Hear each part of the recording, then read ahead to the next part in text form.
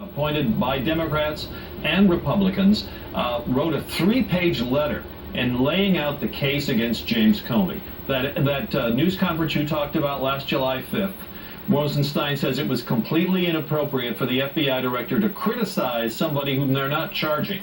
Second problem, he said, was that Comey, in essence, took over from the Justice Department, that the call about whether to prosecute Hillary Clinton was up to prosecutors, not the FBI or the FBI director.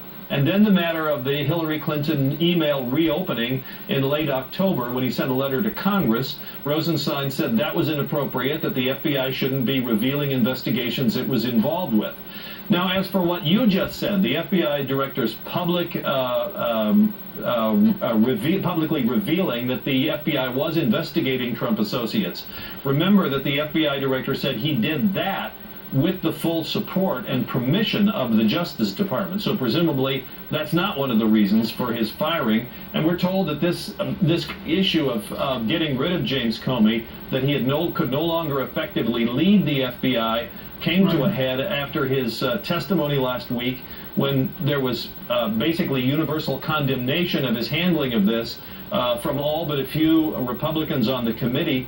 But even the Republicans have been critical of Comey for not calling for charges against Hillary Clinton for her handling of the email thing. So Comey has been the subject of intense bipartisan criticism for the last several months. One other thing that I think we have to talk about here, Chris, in the letter, Rod Rosenstein cites a lot of former Justice Department officials, former prosecutors, who say, who agree with him that Comey did the wrong thing.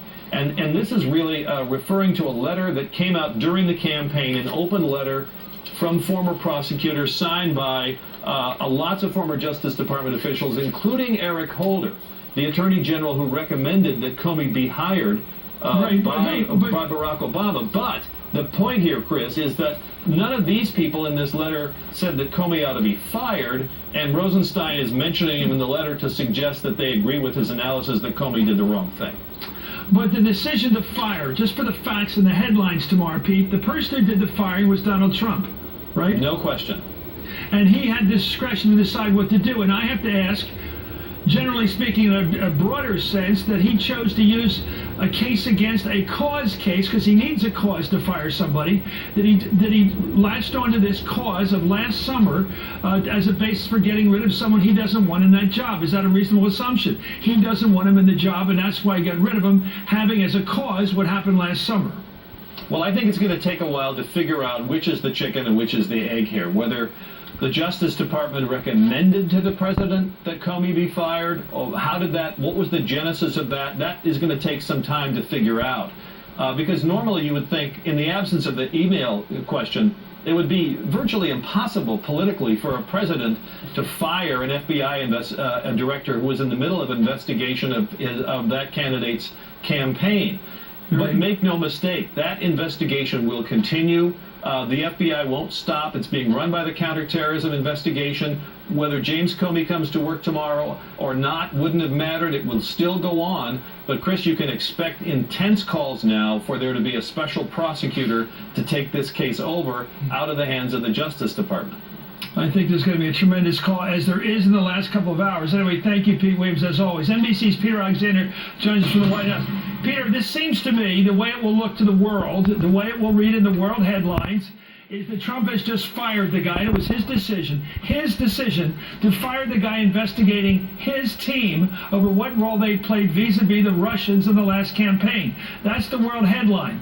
He had a cause. He was given that cause by the Deputy Attorney General, Rothstein, but he was given that cause that he could have used or not used. He chose to use it because you have to have a cause to fire somebody. He grabbed at it. Your thoughts? What's the news? I think you're exactly right. I mean, the way this went down today was pretty striking. We can now report some new details that are coming to us here at MSNBC. First of all, we're told by White House officials that this planned firing was already in the works before the latest news surrounding James Comey. That was about his misstatements regarding Huma Abedin's emails. He overstated the number of emails, classified some of them, but a large number. He said it was actually a much smaller number. That was a misstatement. The White House said that had nothing to do with this today. So the bottom line here, I think, Chris, you nailed it on the head. This is the President of the United States, President Trump, whose campaign aides are under a counterintelligence investigation by the FBI, who now fired the FBI director who was, in effect, overseeing that investigation. So he's now fired the former acting attorney general, Sally Yates, who was in the headlines over the last 24 hours for what she revealed about the sort of behind-the-scenes details in those days leading up to the firing of Michael Flynn. Still unclear why 18 days passed before Michael Flynn was fired, and now we know that the firing of James Comey has also occurred. So one by one, some of the top individuals in law enforcement and in the prosecutory offices of this country now out of jobs as this White House, in effect, is clearing house. The president assuring lawmakers, including Dianne Feinstein, the top Democrat on the Judiciary Committee, that the next nominee will be independent, but a lot of people are going to be skeptical of this, excuse me, Chris, going forward right now, given what we've just witnessed. A little more color about the behind-the-scenes details right now. We know that the FBI director, James Comey, is scheduled to be in Los Angeles tonight. He was there for an FBI event. We also know that the letter, the notification of termination, was hand-delivered to the Department of Justice by Keith Schiller. Keith Schiller, whose face would be familiar to those who watch this network often because he's often right by the president's side with a short cropped hair. He's been close to the president for years. He is the director of Oval Office operations. He physically hand-delivered that letter to the Department of Justice, which we are told was also emailed to him. But Chris, a lot of new information coming to us this evening. Suffice to say, we are reaching out to the White House because, remember, there has not yet been a statement from President Trump himself, only the letter that we have been given, the letter wrote to Comey. Please. You know the news business. We got Senator Schumer of New York just making a statement right now. Here he is live. Making a big mistake. The first question the administration has to answer is why now? If the administration had objections to the way Director Comey handled the Clinton investigation, they had those objections the minute the president got into office. But they didn't fire him then. Why did it happen today? We know the House is investigating Russian interference in our elections that benefited the Trump campaign. We know the Senate is investigating. We know the FBI has been looking into whether the Trump campaign colluded with the Russians, a very serious offense. Were these investigations getting too close to home for the president? It is troubling that Attorney General Sessions, who had recused himself from the Russian investigation, played a role in firing the man leading it. So what happens now? Deputy Attorney General Rosenstein sat in the Judiciary Committee and promised to appoint a special prosecutor at the appropriate time. That time is right now. The American people's trust in our criminal justice system is in Rosenstein's hands. Mr. Rosenstein, America depends on you to restore faith in our criminal justice system, which is going to be badly shattered after the administration's actions. Now this is today. rich. This is real rich. This is part of a deeply troubling Schumer pattern says from the Trump American administration. people They fired confidence Sally Yates. is in Rosenstein's They fired people judgment. And now they fired Director Comey, Where my the very popcorn? man leading the investigation. This shit is getting This does deep. not seem to be a coincidence. This investigation must be run as far away as possible from this White House and as far away as possible from anyone that President Trump has appointed. Given the way the president fired Director Comey, any person who he appoints to lead the Russia investigation will be concerned that he or she will meet the same fate as Director Comey if they run afoul of the administration. The American people need to have faith that an investigation as serious as this one is being conducted impartially, without a shred of bias. The only way the American people can have faith in this investigation is for it to be led by a fearless, independent special prosecutor. if Deputy Attorney General Rosenstein does not appoint an independent special prosecutor, every American will rightly suspect that the decision to fire Director Comey was part of a cover-up. I'll take one or two questions. Are you suggesting that this was a part of a cover-up, and did you convey to President Trump that he should appoint, that a special prosecutor should be appointed, and what was his reaction to your response? I simply said to him, Mr. President, in all due respect, you're making a very big mistake. And he didn't really answer. And I have said from the get-go that I think a special prosecutor is the way to go. But now, with what's happened, it is the only way to go. Only way to go to restore the American people's faith. Are people going to suspect cover-up? Absolutely. If an independent special prosecutor is appointed, there still can be some faith that we can get to the bottom of this. If not, everyone will suspect cover-up. Are you suggesting? Yes. Senator Schumer, you told me last year before the election that you had lost confidence in Jim Comey because of how he handled the email scheme. Do you think that the president's explanation that this is the reason why he's firing him now has credibility with you? Do you believe that? Okay. Or do you think he's firing him for another reason? I never called on the president to fire Director Comey. I had a lot of questions about how he handled himself.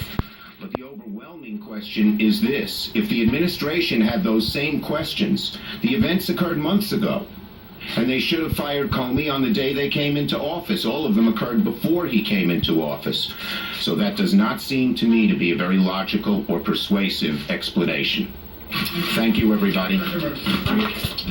To what we just heard from Senator Schumer. Hallie. Yeah, and a little bit of a pre-buttal, if you will, Chris. I'm pulling it up in my email here, given that just moments before Senator Chuck Schumer came out to make those remarks, the White House handed out a sheet of paper inside the briefing room, essentially giving what you might call oppo, right, if this were a campaign on Senator Schumer, talking about quotes from Schumer criticizing James Comey and praising the current Deputy Attorney General Rod Rosenstein. I can tell you that the White House, as part of its conversations surrounding what has happened in just the last couple of hours here, is pointing out to reporters, including myself and Peter Alexander, who are here, that the Senate overwhelmingly confirmed Rosenstein. They are looking, it appears to be putting together an argument to rebut some of the attacks that you are already seeing from Democrats, that this may have been politically motivated. It appears as though the White House is conscious of that criticism and is working to try to turn that on its head. That said, as we have been talking about for the last little bit here, there are serious questions now about what exactly happened to lead up to this moment,